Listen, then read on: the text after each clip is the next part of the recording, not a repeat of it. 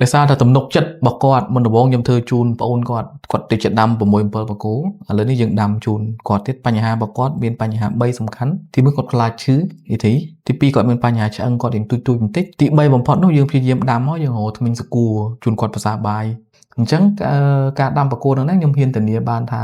ការជឿចាប់តិចបំផុតតាមតែឯងទៅបានអញ្ចឹងនៅស្ដាប់ប្រសាសន៍ពូទាំងអស់គ្នាតើអារម្មណ៍គាត់ក្រោយពីដាំ6បកគោគាត់ជឿអត់អរគុណច្រើនជមើលចង់ស្ដាប់ប្រសាសន៍បងសង្កេតហើយនេះមុនដំបូងមកបងប្អូនមកដាំមុនបាទឬគេថាដាំអត់ជឿមកតាមគេឥឡូវចង់សួរវិញទៅដាំឲ្យ6បកគោតាំងពីធ្វើមកដល់ឥឡូវនេះជឿអត់ផងអារម្មណ៍យ៉ាងម៉េចទៀតដាំមិនទេដូចធម្មតាដូចអានេះដែរដូចធម្មតាមកដឹងគេធ្វើដឹងគេឈឺដឹងគេ